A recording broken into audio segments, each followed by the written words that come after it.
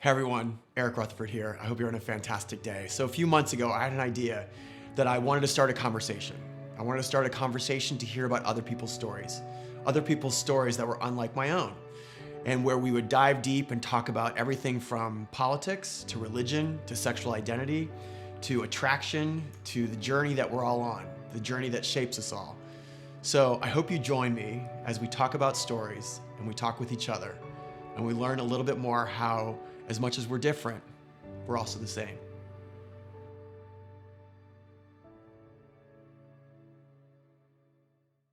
It wasn't a hairy hold. It was Soft hold? Yeah. No, it was like I like a tight hold. A tight hold. Oh God. Oh, okay. I was like, really, Eric? Did you say hold? I did. Oh my God. Hi everybody. So Eric Rutherford here. I'm here with my friend Darren Kennedy, and we're literally talking about hair. We're talking about hair product, actually, and hold, and tight hold, and soft hold, and all good things that go along with hair product. And so here's a quick funny story. So, one, this is someone who, whenever I see them, you've become a dear friend. He's become a dear friend. Whenever I see him, I light up. And likewise. Thank you very much. I appreciate that very much.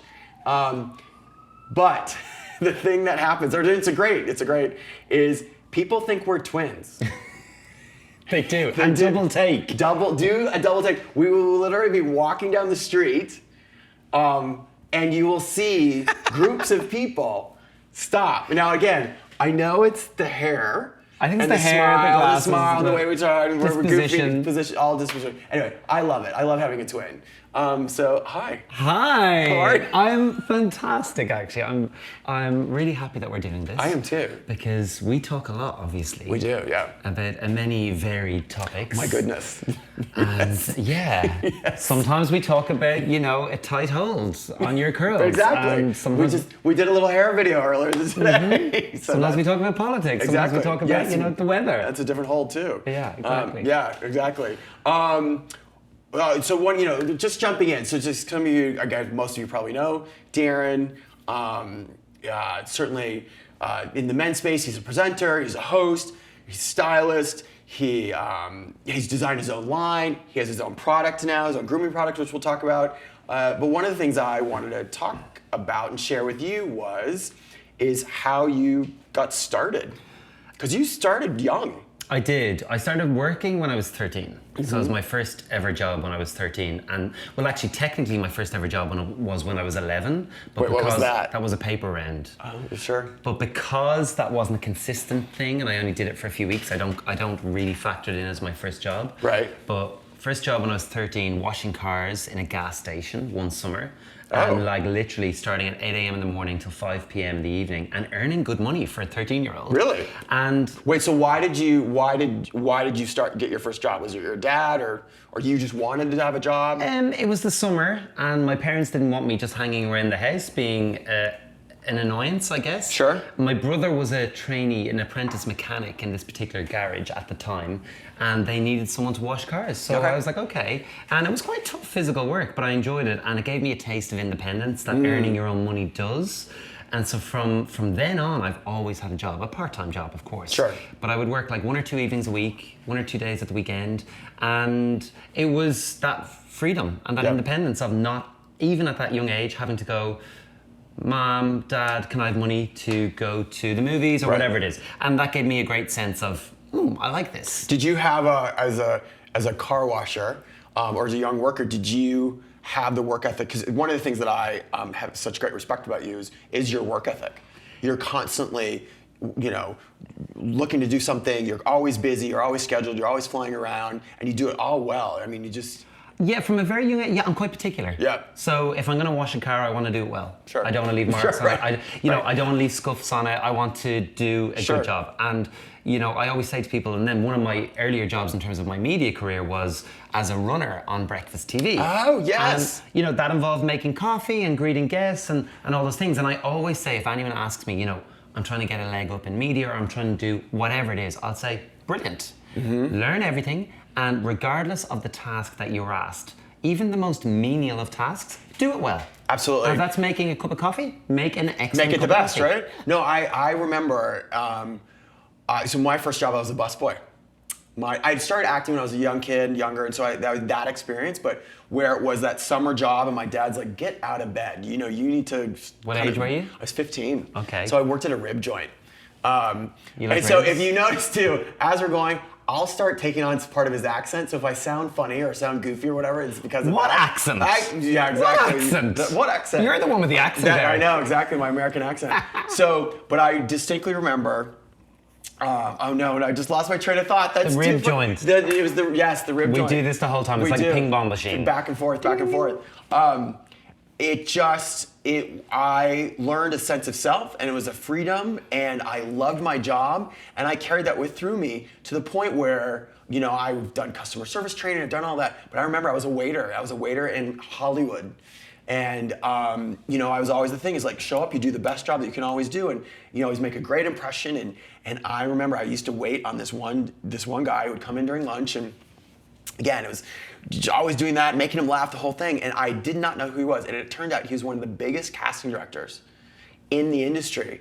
And he hired me for jobs because of how I was doing my job as a waiter. Because I was doing it, and he really stopped me. And he goes, "You've made such a great impression, and you're so good, and you enjoy people, and I watch you with other people." And again, so I always say that to people. And I think as well, I hear a lot of parents these days kind of saying, oh, I don't want my child to work, I want them to focus on their studies or whatever it is in university. I'm like, actually, I disagree. I think it's an amazing education. I do too. And it just teaches you life skills. But Sure, anyway, sure. so that's So you started running a morning show, and so you knew. Wasn't there something too that your mom said, like, go get the job and knock on a door or something, or? Yeah, so it was around the age of 15, 16 where you had to kind of evaluate what you wanted to do. And in the Irish education system, it's about we do 7 subjects for our final exams in high school. And so you have to do English, Irish, Gaelic, and maths. So to matriculate for university, you have to pass all them. And then you have to do a minimum of 4+ subjects on top of that. Oh, wow. So some people do 5, 6, and like typically they say, do a science, and all these things. I'm like, no. I'm no good at science, and it's going to take up so much more time and effort. Whereas I'd rather play that into what I'm good at, languages and various other things, and let the people who are good at science do that. And if I need a scientist, I know where to go. And listen, fast forward 15 years, I did need a scientist. I needed a chemist. When you were doing your hair Exactly. product. Oh, that's hysterical. But I always knew what I wanted. So anyway, Sure. so I was trying to evaluate what I wanted to do. In the very early stages of life, I wanted to be a veterinarian. You did? Yeah, I love animals. I and wanted to be a nature. veterinarian. I think a lot of young kids want to be a veterinarian. Did you? I absolutely wanted to be a veterinarian. Well, also Dr. Dolittle was one of my favorite, books and movies and the whole thing. So I loved animals. That was my nickname in our house, Dr. Dolittle. Really? Yeah, because I was always bringing home animals, and anyway, the house was like a menagerie. But I discovered obviously that I'm far too squeamish, Sure. and that wasn't going to be a career for me. Wasn't your Wasn't my calling. You were going to talk to the animals. No, unfortunately not. And I set my sights on a TV career. Okay.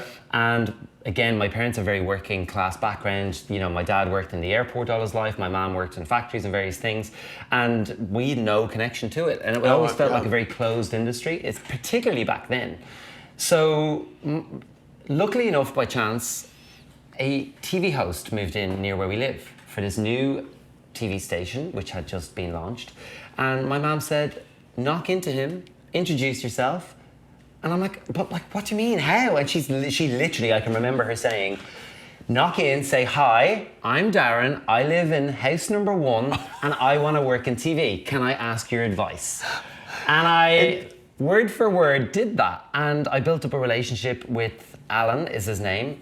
And that led to me getting a job as a runner. Not a job, a morning as a runner on his TV program. And from that, I did that for 2 or 3 years, made connections, learned about the industry, and very importantly, learned what goes on. Which I think is so key. Yeah. Like what does a sound man do? What does a producer do? What does a researcher do? What does a cameraman do? What does the director versus the series producer do? All these different things. Sure. And that was kind of my start. No, I did something similar. So when I was acting, and in between acting jobs or whatever, I had the opportunity to really PA on events, doing events, and it was big Hollywood premieres or big social events or whatever it is. And I didn't know what I was doing, but it was great money. It was very exciting to me because I liked, you know, learning something new. And this person who owned the company, they said, listen, learn about lighting, learn about power, and so I ended up learning all these different, because they would put me like, go help the florist. So I'd be lugging these huge arrangements and the whole thing, but I learned every different area, and I knew how valuable they all were for the end product. And you understood them. I understood it, and the great thing is, so when I ended up working my way up, because I left acting and modeling and kind of and presenting and all that, and because I was actually loving doing events and I was traveling all over the world doing it. But the great thing, it was instilled in me the importance of every role that was happening. That one wasn't more important than the other. You know, even though they will all oh my gosh, the meetings that I would have, because I used to produce everything from like the Emmys to the Golden Globes to things with Oprah, events with Oprah and everything, and everyone always feels that they're the most important, and you as the producer is to obviously to treat that with respect and kindness, you know, which you would do naturally. and you encourage them to, of course, but to being able to have all the kids play nicely together. So wait, what was your first big break? My first, I should say, as a presenter, or where you felt your life pivot? it was working with a legendary broadcaster called Jerry Ryan, and anyone who's Irish will know his name. He sadly passed away a couple of years ago, before his time, but he was an absolute maverick in broadcasting and ruled the airwaves for, I'd say, 30 odd years. Wow. A daily show. And I managed to get a slot on his radio show. So, and it was also with a program that a TV show that he was doing, and I was a producer on. And through that, I got to know Jerry, and I was producing on this TV show, as well as doing some presenting, but very small amounts.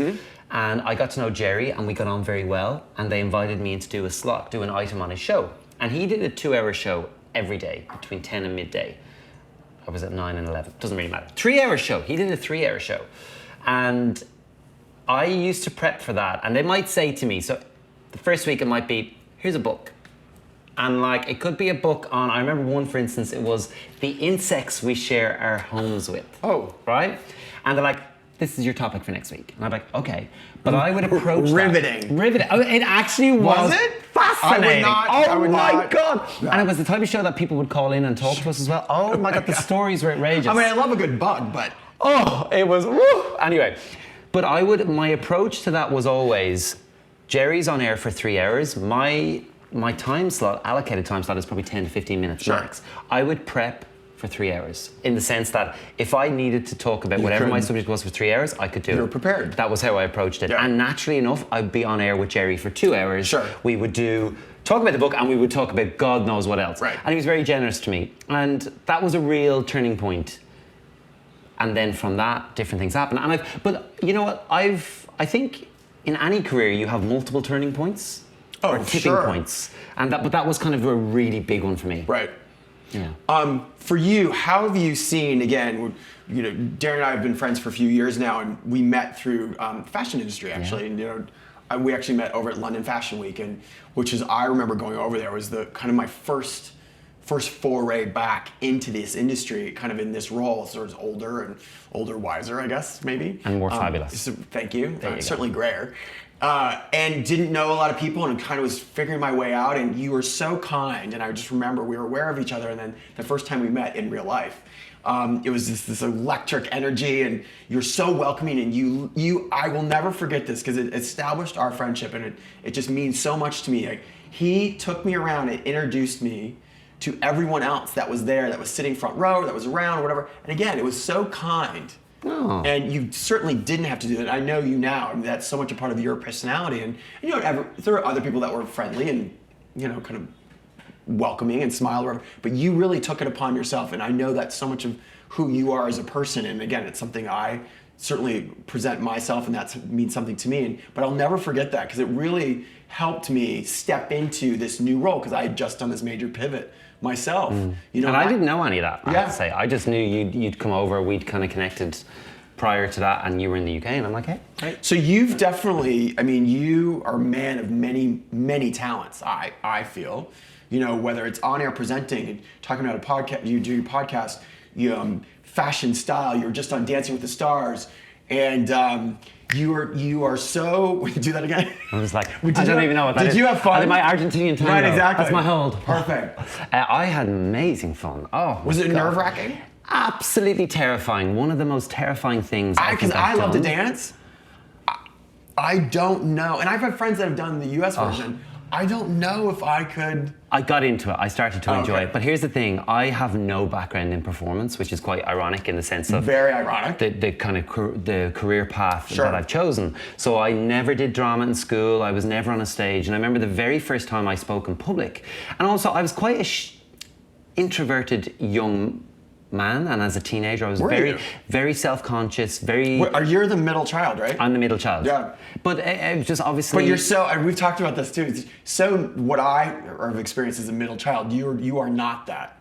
To me, you are very gregarious and outgoing, and whereas I think so often a middle child is the one because it's the older child that's got all the attention, and then the baby that gets it because they're the last child, whatever, and the middle child gets lost. But I think part of me is also quite introverted. But I manage it, if that makes sense. Yeah, and I know when I need to kind of take myself away and kind of and I'm getting better at that, because I think I've learned about myself is that I give so much energy. And as I've kind of getting older, I realize actually I need to be more aware of where I'm giving it to and conserving it at times. And I just find with something like Dancing with the Stars, so I was going to say my very first public speaking engagement was I was doing a radio show. So when I was again in university, I started this radio show called Kennedy's Couch, where it was a 30-minute, it was a 30-minute chat show. I had a 30-minute slot on Dublin City Radio, and I had to have my interview ready for midday every Wednesday. Wow. And I used to film it, this will tell you when it was, on a mini disc. And back then, that was like cutting edge. So I would arrange my interviewee, and it could be someone from politics, it could be an author, it could be someone from the world of showbiz, entertainment, whatever, someone of note. And I would do my research, and I would arrive, and let's say I arrive, it could be in a cafe, it could be in their kitchen, and I go, and I'd have a chat, and I go, okay, once I press record, we are live, because I have no facility to edit. I didn't have time or the equipment to edit. And it wasn't like now where everyone has GarageBand or whatever. And I was like, so once we go live, we're live. And it was the most amazing training. I bet. Because there's no doing it twice. Sure. And to this day... Zero edit, raw. Yeah. And to this day, I love live. It's when I'm in my element. So anyway, through this, a festival started in Ireland called the Gay Theatre Festival. And I was like, okay, I interviewed the... I don't know why I'm laughing. But this was the Gay Theatre Festival. This must be 15, 16 years ago. Sure, okay. And, we have a very rich heritage of literature and Oscar Wilde and all these great people and the playwrights. So it was the Gay Theatre Festival, and Brian Merriman is this chap's name, and he was the festival director. So I interviewed Brian for Kennedy's Couch. Brian came and sat on my sofa. And after that, he said, we're having a gala event at the end of the festival run. I'm looking for an MC. Would you host it? I was like, yes! And then realized I've never stood up in public and spoke. Oh, wow. I had never... So it was terrifying. And I remember backstage before I went on, I was like, I can't do this. I physically felt sick. I was going to leave. Really? Yeah, and someone said to me, no, you can't. Just go out there. You'll be fine. You'll be fine. And you know what? They were very receptive. They were very generous. I'm sure it was horrendous. And there is video footage of it somewhere that I've never brought. We have to find it. I've never brought myself to look at it. Oh my God. But that was a clear moment for me in terms of pushing yourself outside your comfort zone and just going for it. And I kind of thought, what's the worst that can happen? Sure. Have you, talking about pushing yourself, I think, I was having a conversation earlier, it's just about how people push themselves. If they push themselves, they may have a great idea, but then they get stuck. And I always talk about getting stuck in a rut, and like, you got to face, if there's something that you're passionate about, doesn't matter how old you are, how young you are, whatever, but push through it. Because at the end of the day, and I always like to quote Gary Vee, it's more important to find happiness in your life than it is to find just satisfaction, or certainly for me. And I go not for everybody, but I know for me. And where have you found elements like that where you, listen, I see you as someone, I said earlier, it's like you're constantly looking to different avenues on how to either work with a different brand, start your own company, or whatever it is. To me, you're constantly pushing yourself, pushing past. And have you found it easier or more difficult? It's an interesting one because it's certainly the world we live in, and I don't try and all be, it's all amazing. Sure. Because that's not life. No. And I get as many knockbacks as I do successes. And very early on in my career, I remember I was given advice, and I was, putting myself out there, sending in tapes, like literally video VHS cassettes to various channels and networks and production companies, and getting letters back and people wrote letters because email wasn't really the thing, and getting a letter back going, dear Darren, thank you for your interest, yada yada yada, but no. A big fat no. And I used to find that it took a toll on me, and it was very depleting, and I reached a point where I kind of thought, every time I get one, it would play in my mind for maybe 2 or 3 days, and I'm like, maybe I just don't have it. Maybe I just don't have it, whatever it is. Maybe I'm not good enough. Maybe I don't look that way. Clearly I'm not getting the jobs. And it can be quite self-defeating. And then I was going into a spiral every time I got a letter. And then someone said to me, a dear friend, do you know what? Each of these letters, you need to shift how you approach them. Because in actual fact, this person said to me, I look at each letter as a success. You're getting closer, you're getting closer, you're getting closer. And every no is one step closer to a yes. I love that. So I filed all those letters. I still have them, my rejection letters, yeah. So my whole approach shift, and all of a sudden, each letter was a success because that person had acknowledged me, they were writing back to me, they had looked at my tape, and I was getting closer. Sure. So that was really important for me, and I would, anyone who faces rejection on a regular basis, it can be a real building experience if you allow it to be. What got you, because I know we've had a conversation in the sense of, pushing through, building your confidence, or you've always felt somewhat as an outsider. Always as an outsider. I've never felt like on the inside, one of the crowd. And I think a lot of that has to do with, obviously, growing up, I went to an old boys Christian Brothers school, like most schools are in Ireland. Feeling different, not identifying, not playing sport, that like Gaelic football, which was the revered sport in my school. Sure. And just feeling somewhat different and isolated at times and bullied because of my difference and various different things. And it's challenging, but it's kind of overcoming that and realizing that the strength is in that difference. So now I'm very comfortable as an outsider. And I think sometimes if I get and to come back to the original question, if I get too comfortable, I feel uncomfortable. Oh, interesting. So that's what propels me to try new things and to do new things. And also I have a bundle of energy, and I'm just like, what's next? What's next? And I certainly enjoy it. It's what I feed off. Sure. No, I relate to it. I absolutely relate to it. So wait, hold on 1 second. I'll be right back. Oh, he's gone. Anyway, welcome to Right, exactly. Welcome. I'm now taking over the show. So one of the things that talking about pushing through is, so Darren came out with his own product line, Kennedy & Co. Yes. And the thing that look, my own monogram bag, and this isn't product placement, whatever. The reason I wanted to talk about it is, one, it's a great product. Thank you. But two, more importantly, is talking about pushing through. Because I know you spent, 2 years, it's, again, beautiful packaging, it's an incredible paste, I'll pull some more of the stuff out, but you spent 2.5 years doing this. And it wasn't just something that you tacked your name onto, that you were invested in every, so I don't know if you want to talk a little about that, because again, it's something that Well, it's 2.5 years in developing this, but I guess prior to that, it was another 2 years in percolating and finding the right partners and figuring out how the industry works and figuring out what I wanted to do. So it was kind of one of those, I kind of look at my life and my career as I've my short-term, my medium-term, my long-term ambitions. This definitely taps into one of the medium to long. Sure. And it was a sense of, I'd worked with the big fashion and beauty, like the Estee Lauders, the Procter & Gamble's, and I still continue to do so. And I wanted to do something that was authentic to me, that was Irish. It's Irish, it's all made in Ireland, it's vegan, it's sulfate and paraben free, it's cruelty free. So again, all the things Oh, you know what? I didn't realize that. Cruelty free, yeah, absolutely, all cruelty free. So that for me, it's been a massive learning curve, probably the biggest learning curve of the past half a decade of my career.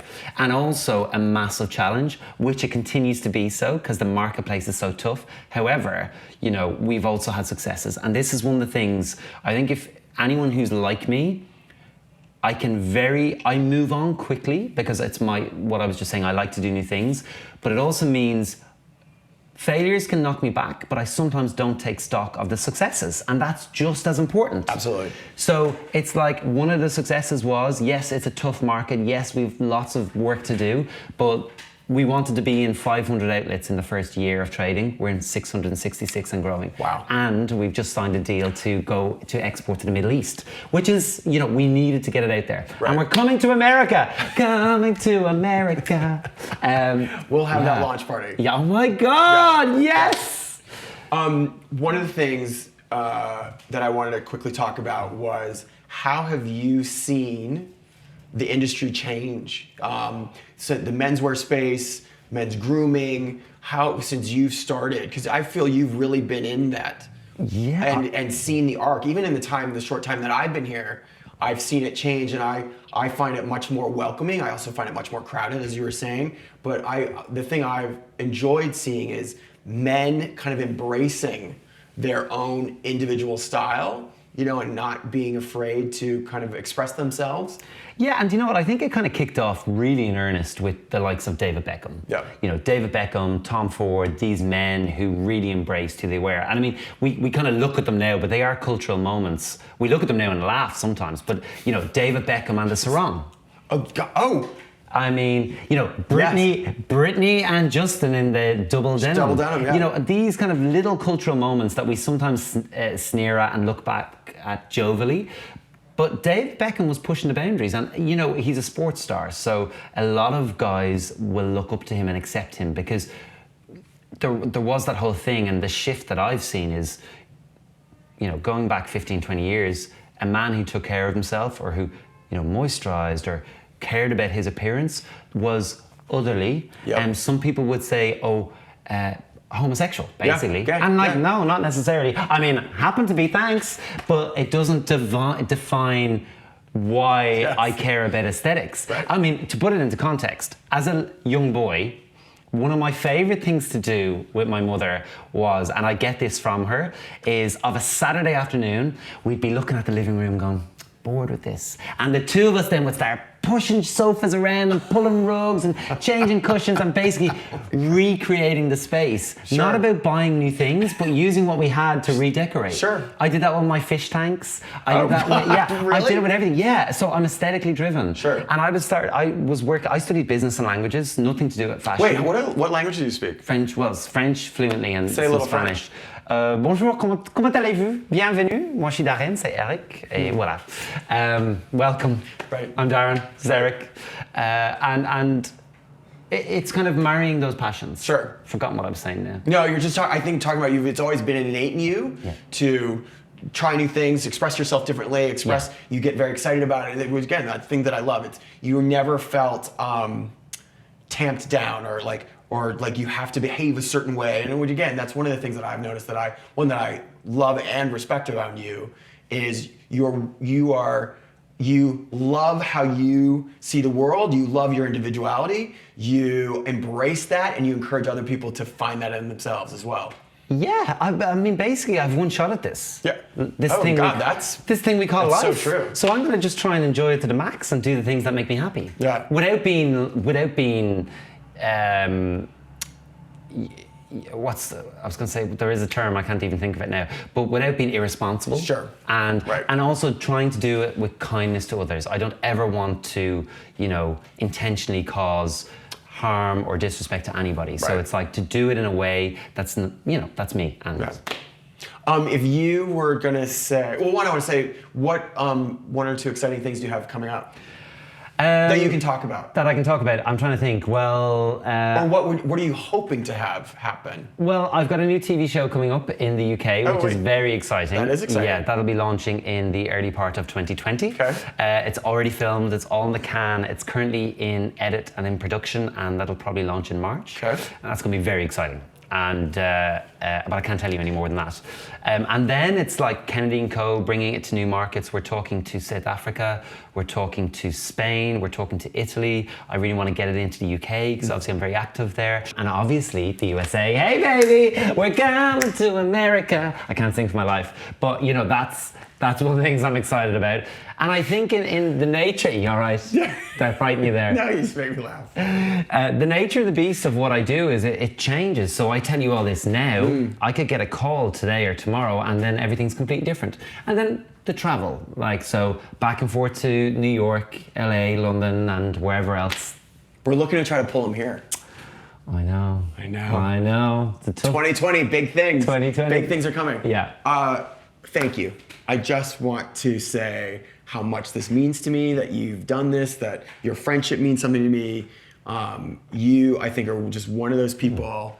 I cherish what we have, the bond that we have, and you bring such a positive energy to everything that you do, and we share that, and I know you know how important that is to me, and particularly about kindness and treating people with kindness, and You're gonna make me cry. Oh, good, great. We love a few tears. Takes a lot. But I just want to say, I'm just so appreciative. I could cry. But I won't. I've been told I cry way too much. Well, thank you. And do you know what? And I'm not even going to go into it, but you are one of the kindest, most generous people I know. And that's all I'm going to say about that. But thank you so much. It's been an absolute pleasure. Such a pleasure. Thank you. I could talk to you all day. I know, Well, all day obviously we long. talk all day. All right, go. We're not Goodbye. gonna- Have a great day. Thank you.